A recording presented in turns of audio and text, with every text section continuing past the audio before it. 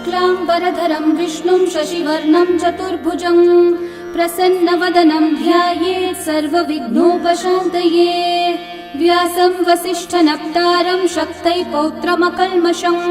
पराशरात्मजं वन्दे शुकतातं तपोनिधिं। व्यासाय विष्णुरूपाय व्यासरूपाय विष्णवे नमो वै ब्रह्मनिधये वासिष्ठाय नमो नमः। अविकाराय शुद्धाय नित्याय परमात्मने सदैकरूपरूपाय विष्णवे सर्वजिष्णवे। यस्य स्मरणमात्रेण जन्म संसारबन्धनात् विमुच्यते नमस्तस्मै विष्णवे प्रभविष्णवे। ॐ नमो विष्णवे प्रभविष्णवे। श्रीवैशम्पायन उवाच श्रुत्वा धर्मानशेषेण पावनानि च सर्वशः युधिष्ठिरः शान्तनवं पुनरेवाभ्यभाषत।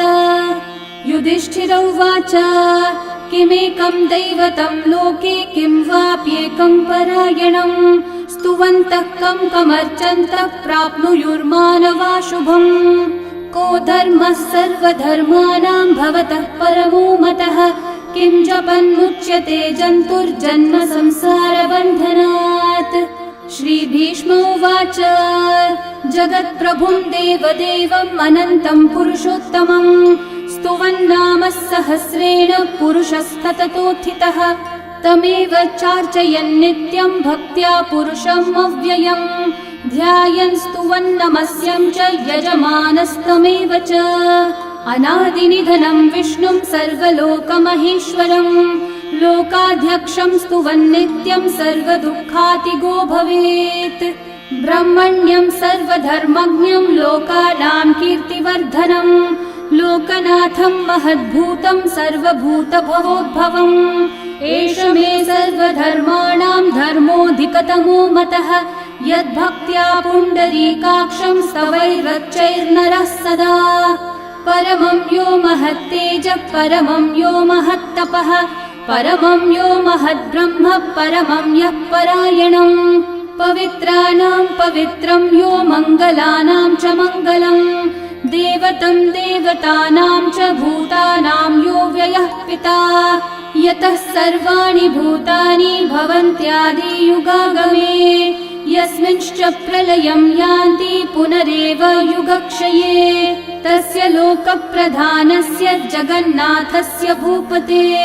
विष्णोर्नाम सहस्रं मे शृणु पापभयापहम्। यानि नामानि गौणानि विख्यातानि महात्मनः ऋषिभिः परिगीतानि तानि वक्ष्यामि भूतये। ऋषिर्नाम्नां सहस्रस्य वेदव्यासो महामुनिः छन्दोऽनुष्ठुप् तथा देवो भगवान् देवकीसुतः अमृतांशोद्भवो बीजं शक्तिर्देवकी नन्दनः त्रिसामा हृदयं तस्य शान्त्यर्थे विनियुज्यते।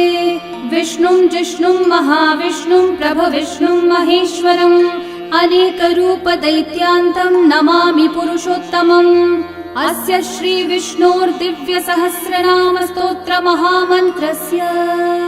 श्रीवेदव्यासो भगवान् ऋषिः अनुष्ठुप्छन्दः श्रीमहाविष्णुः परमात्मा श्रीमन्नारायणो देवता अमृतांशोद्भवो भानुरिति बीजम् देवकी नन्दनसृष्टेति शक्तिः उद्भवक्षोभणो देव इति परमो मन्त्रः शङ्खबृन्नन्दकी चक्रीति कीलकम् शार्ङ्गधन्वा गदाधर इति अस्त्रम् रथाङ्गपाणिरक्षोभ्य इति नेत्रम् त्रिसामा सामगः सामेति कवचम् आनन्दं परब्रह्मेति योनिः ऋतुः सुदर्शनः काल इति दिग्बन्धः श्रीविश्वरूप इति ध्यानम् श्रीमहाविष्णुः प्रीत्यर्थे सहस्रनाम जपे विनियोगः।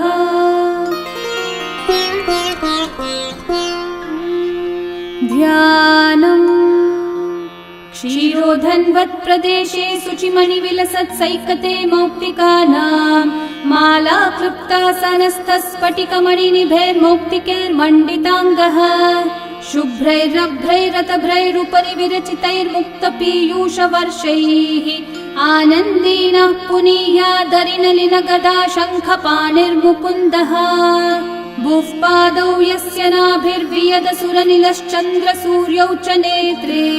कर्णावाशाः शिरौद्योर्मुखमपि दहनो यस्य वास्तेयमब्धिः अन्तस्थं यस्य विश्वं सुरनरखगो भोगि गन्धर्वदैत्यैः चित्रं रम्यते तं त्रिभुवन विपुषं विष्णुमीशं नमामि। ॐ नमो भगवते वासुदेवाय। शान्ताकारं भुजगशयनं पद्मनाभं सुरेशं विश्वाधारं गगनसदृशं मेघवर्णं शुभाङ्गं लक्ष्मीकान्तं कमलनयनं योगिहृद्ध्यानगम्यं वन्दे विष्णुं भवभयहरं सर्वलोकैकनाथम् मेघश्यामं पीतकौशेयवासं श्रीवत्साङ्कं कौस्तुभोद्भासिताङ्गं पुण्योपेतं पुण्डरीकायताक्षं विष्णुं वन्दे सर्वलोकैकनाथम् नमः समस्तभूतानामादिभूताय भूभृते अनेकरूपरूपाय विष्णवे प्रभविष्णवे सशङ्खचक्रं सकिरीटकुण्डलं सपीतवस्त्रं सरसीरुहेक्षणं सहारवक्षस्थलशोभिकौस्तुभं नमामि विष्णुं शिरसा चतुर्भुजम् छायायां पारिजातस्य हेमसिंहासनोपरि आसीनमं बुधश्याममायताक्षम् अलङ्कृतम् चन्द्राननं चतुर्बाहुं श्रीवत्साङ्कितवक्षसं रुक्मिणी सत्यभामाभ्यां सहितं कृष्णमाश्रये।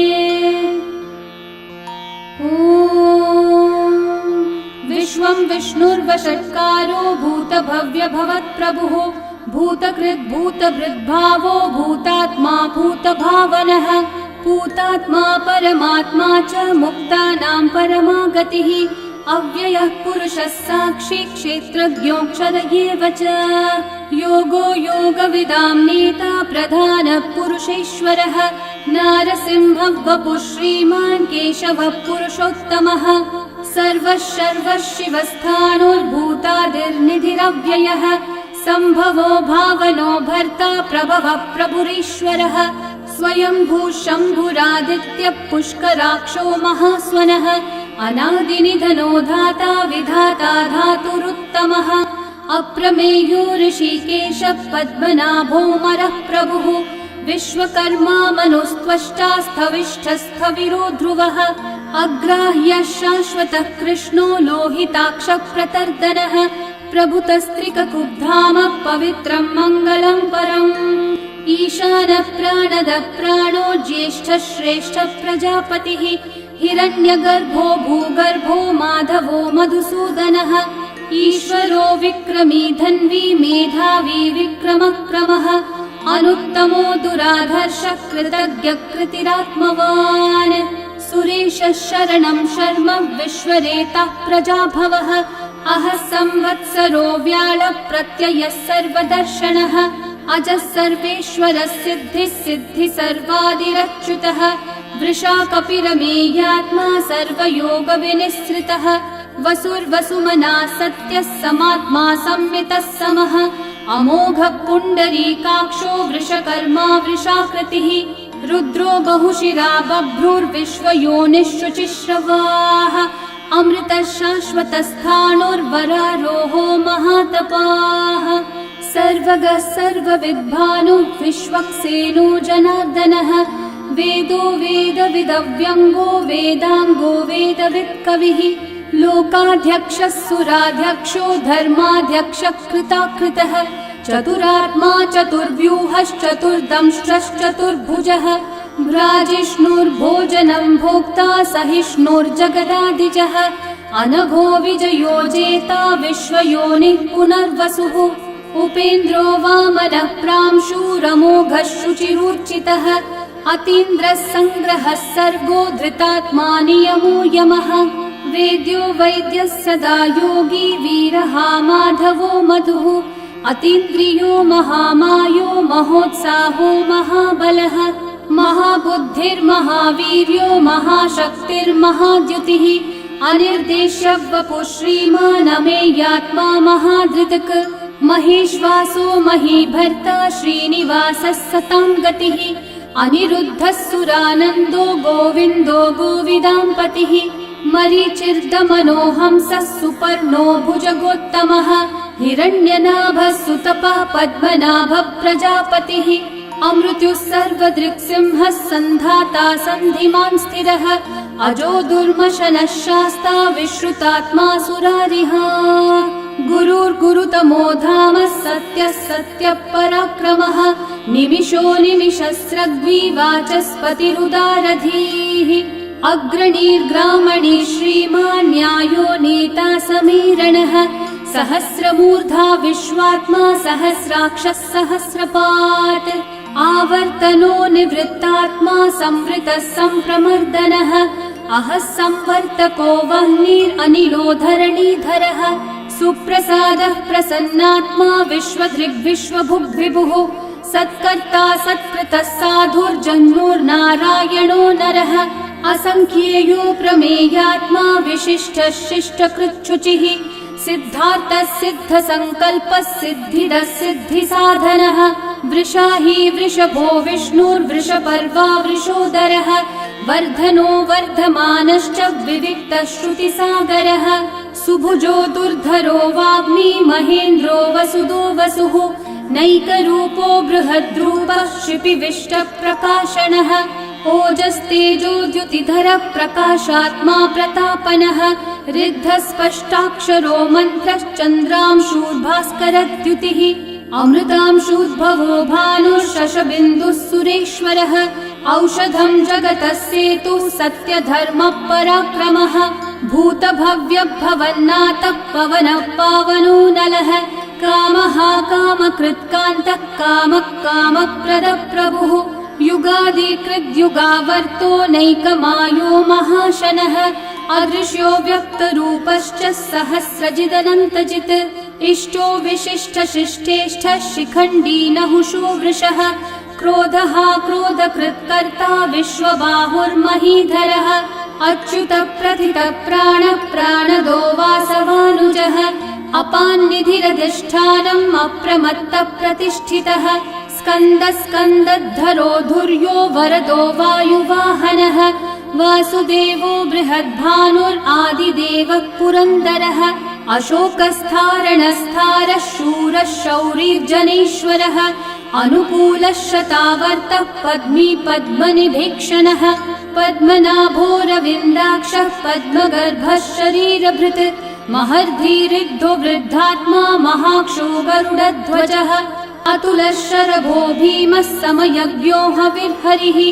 सर्वलक्षणलक्षण्यो लक्ष्मीवान् समितिञ्जयः विक्षरो रोहितो मार्गो हेतुर्दामोदरः सहः महीधरो महाभागो वेगवानमिताशनः उद्भवक्षोभणो देवः श्रीगर्भः परमेश्वरः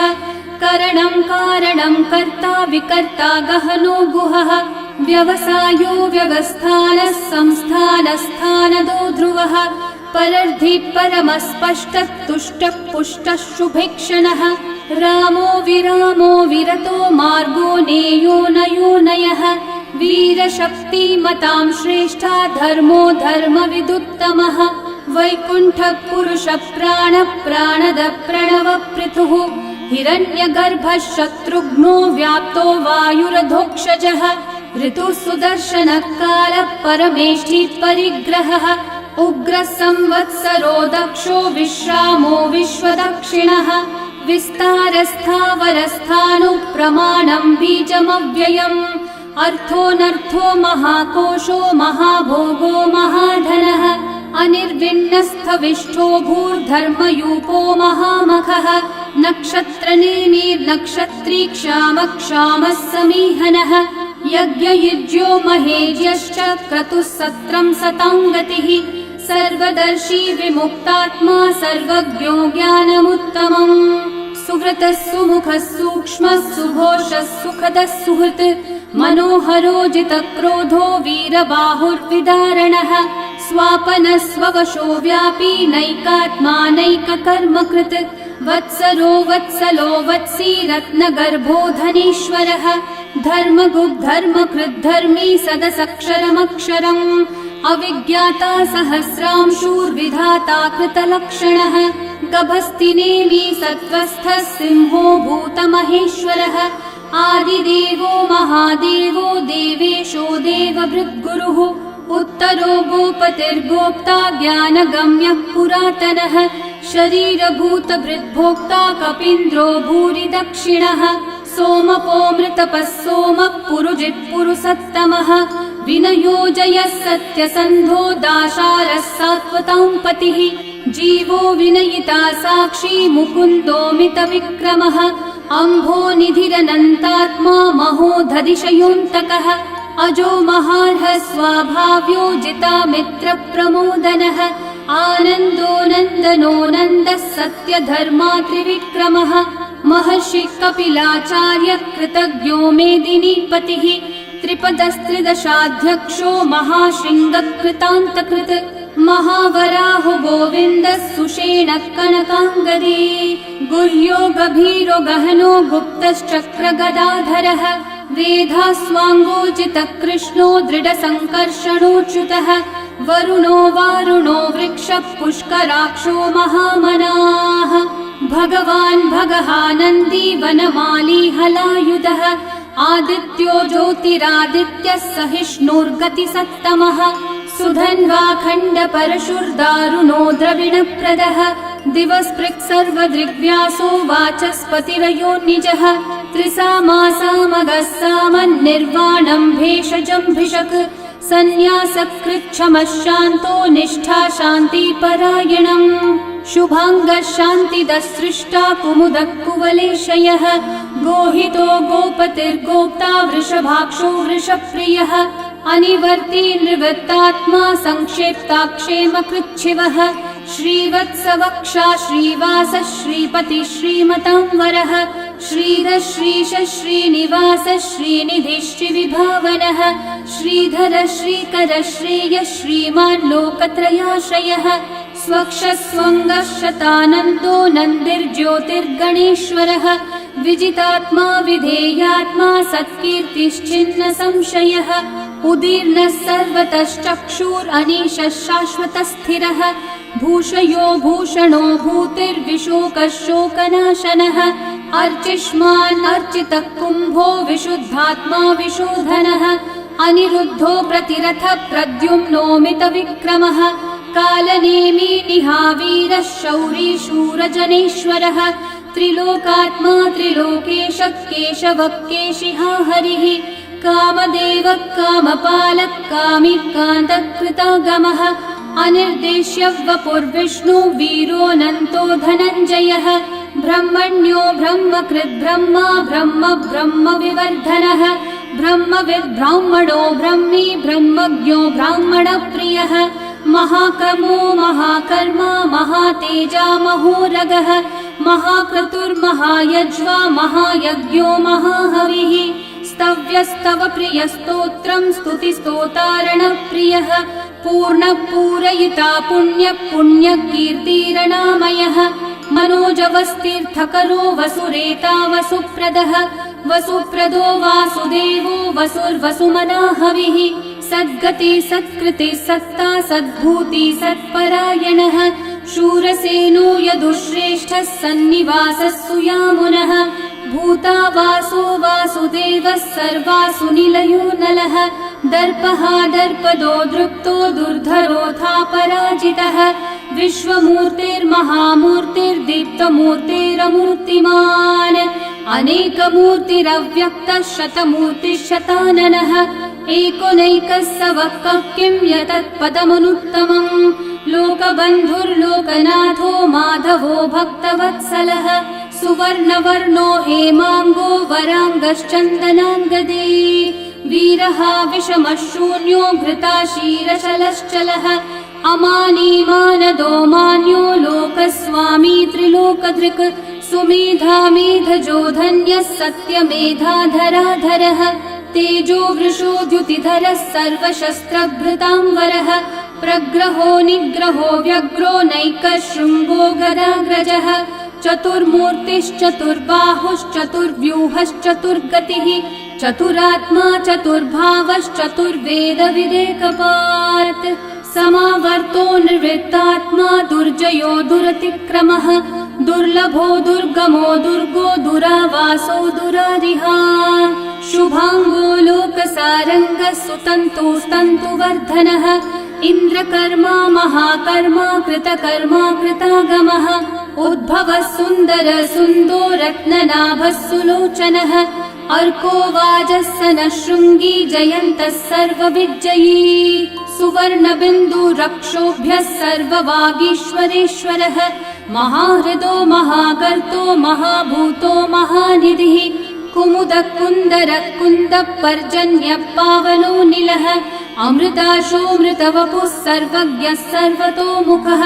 सुलभः सुव्रतः सिद्धः शत्रुजिच्छत्रुतापनः न्यग्रोधोदम्बरोऽश्वत्थश्चाणूरान्ध्रनिषूदनः सहस्रार्चिः सप्तजिह्वा सप्तैधा सप्तवाहनः अमूर्तिरनघोचिन्त्यो भयकृद्भयनाशनः अनुर्बृहत्कृशस्थूलो गुणवृन्निर्गुणो महान् अधृतस्वधृतस्वास्य प्राग्वंशो वंशवर्धनः भारभृत्कथितो योगी योगीशः सर्वकामदः आश्रमश्रमणश्रामः सुपर्णो वायुवाहनः धनुर्धरो धनुर्वेदो दण्डो दमयिता दमः अपराजितः सर्वसहो नियन्ता नियमो यमः सत्त्ववान् सात्विकः सत्यः सत्यधर्मपरायणः अभिप्रायप्रियार्होर्हः प्रियकृत्कृतिवर्धनः विहाय स गतिर्ज्योतिः सुरचिर्हुतभुक् विभुः रविर्विरोचनः सूर्यः सविता रविलोचनः अनन्तो हुतभुग्भोक्ता सुखदो नैकजोऽग्रजः अनिर्विण्णः सदा मर्षि लोकाधिष्ठानमद्भुतः सनातनतमः कपिलः कपिरव्ययः स्वस्तिदः स्वस्तिकृत् स्वस्ति स्वस्ति भुक् स्वस्ति दक्षिणः अरौद्रः कुण्डली चक्री विक्रमयूर्जितशासनः शब्दातिगः शब्दसः शिशिरः शर्वरीकरः अक्रूरः पेशलो दक्षो दक्षिणः क्षमिनाम्बरः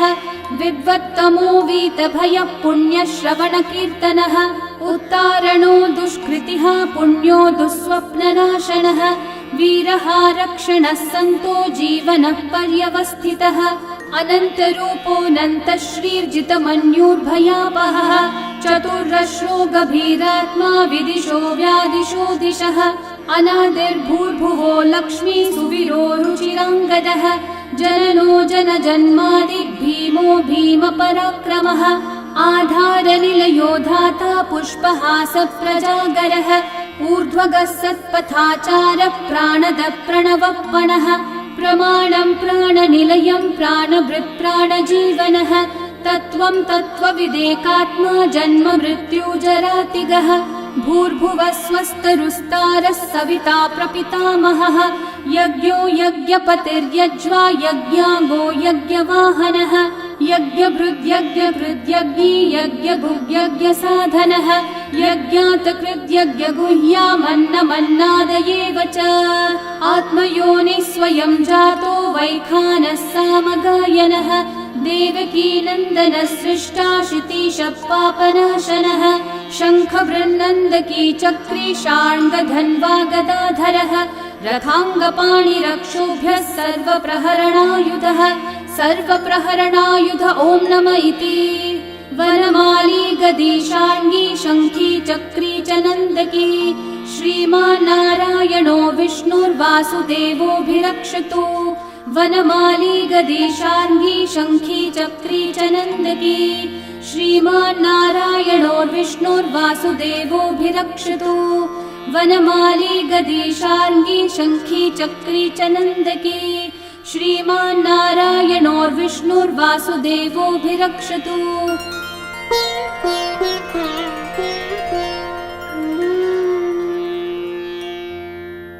इतीदं कीर्तनीयस्य केशवस्य महात्मनः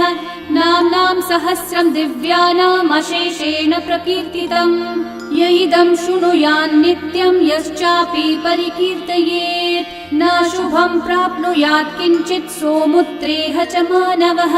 वेदान्तगो ब्राह्मणः स्यात् क्षत्रियो विजयी भवेत् वैश्यो धनसमृद्धः स्यात् शूद्रः सुखमवाप्नुयात् धर्मार्थी प्राप्नुयात् धर्मम् अर्थार्थी चार्थमाप्नुयात् कामानवाप्नुयात् कामी प्रजार्थी चाप्नुयात् प्रजाम् भक्तिमान् यः सदोत्थाय शुचिस्तद्गतमानसः सहस्रं वासुदेवस्य नाम्नामेतत् प्रकीर्तये यशः प्राप्नोति विपुलं याति प्राधान्यमेव च अचलां श्रियमाप्नोति श्रेय प्राप्नोत्यनुत्तमम् न भयं क्वचिदाप्नोति वीर्यं तेजश्च विन्दति भवत्यरोगो द्युतिमान् बलरूपगुणान्वितः रोगार्तो मुच्यते रोगात् बद्धो मुच्येत बन्धनात् भयान् मुच्येत भीतस्थो मुच्येतापन्न आपदः दुर्गान्यतितरत्याशु पुरुषः पुरुषोत्तमम् स्तुवन्नाम सहस्रेण नित्यं भक्ति समन्वितः वासुदेवाश्रयो मर्त्यो वासुदेवपरायणः सर्वपापविशुद्धात्मा याति ब्रह्म सनातनम् न वासुदेव भक्तानामशुभं विद्यते क्वचित् जन्म मृत्यु जरा व्याधि भयं नैवोपजायते इमं स्तवमधीयानः श्रद्धा भक्ति समन्वितः युज्येतात्मसुखः शान्ति श्रीधृति स्मृति कीर्तिभिः न क्रोधो न च मात्सर्यं न लोभो नाशुभा मतिः भवन्ति कृतपुण्यानां भक्तानां पुरुषोत्तमे द्यौस चन्द्रार्कनक्षत्राखं दिशो भूर्महो दधिः वासुदेवस्य वीर्येण विदतानि महात्मनः ससुरासुरगन्धर्वं स यक्षोरगराक्षसं जगद्वशे वर्ततेदं कृष्णस्य सचराचरम् इन्द्रियाणि मनोबुद्धिः सत्त्वं तेजो बलं द्युतिः वासुदेवात्मकन्याहुः क्षेत्रं क्षेत्रज्ञ एव च सर्वागमानामाचार प्रथमं परिकल्पते आचार प्रभवो धर्मो धर्मस्य प्रभुरच्युतः ऋषयः पितरो देवा महाभूतानि धातवः जङ्गमाजङ्गमं चेदं जगन्नारायणोद्भवम् योगो ज्ञानं तथा साङ्ख्यं विद्या शिल्पादिकर्म च वेदाः शास्त्राणि विज्ञानम् एतत् सर्वं जनार्दनात् एको विष्णुर्महद्भूतं पृथक् भूतान्यनेकशः त्रिलोकान् व्याप्य भूतात्मा भुङ्क्ते विश्वभुगव्ययः इमं स्तवं भगवतो विष्णोर्व्यासेन कीर्तितम् पठ्येद्य इच्छेत् पुरुषः श्रेयः प्राप्तुं सुखानि च विश्वेश्वरमजं देवं जगतः प्रभुमव्ययम् भजन्ति ये पुष्कराक्षं न ते यान्ति पराभवम् न ते यान्ति पराभवम् ॐ नमः इति अर्जुनोवाच पद्मपत्र विशालाक्ष पद्मनाभः सुरोत्तम भक्तानामनुरक्तानां त्राता भव जनार्दन श्रीभगवानुवाच यो मां नाम सहस्रेण स्तोतुमिच्छति पाण्डव सोऽहमेकेन श्लोकेन स्तुत एव न संशयः स्तुत एव न संशय ॐ नमः इति व्यास उवाच वासनाद्वासुदेवस्य वासितं भुवनत्रयम् सर्वभूतनिवासोऽसि वासुदेव नमोऽस्तु ते श्रीवासुदेव नमोऽस्तु त ॐ नमः इति पार्वत्योवाच केनोपायेन लघुना विष्णोर्नाम सहस्रकम् पठ्यते पण्डितेर्नित्यं श्रोतुमिच्छाम्यहं प्रभो ईश्वरोवाच श्रीराम राम रामेति रमे रामे मनोरमे सहस्रनाम तत्तुल्यं राम नाम वरानने श्रीराम राम रामेति रमे रामे मनोरमे सहस्रनाम तत्तुल्यं राम नाम वरानने श्रीराम राम रामेति रमे रामे मनोरमे सहस्रनाम तत्तुल्यं राम नाम वरानने श्रीराम नाम वरानन ॐ नमः इति ब्रह्म उवाच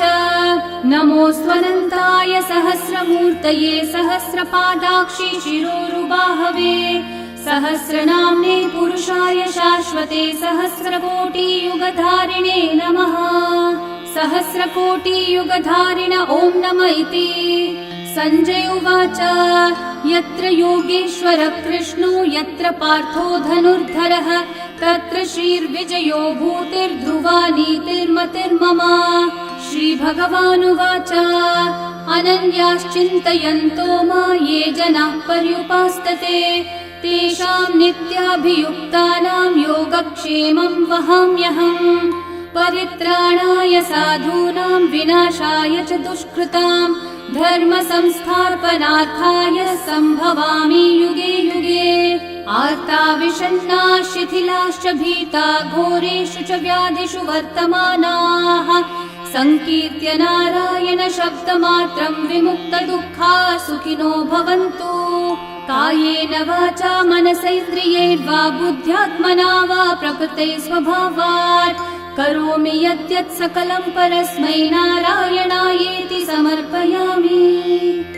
श्री विष्णु सहस्रनाम स्तोत्रम् सम्पूर्णम्।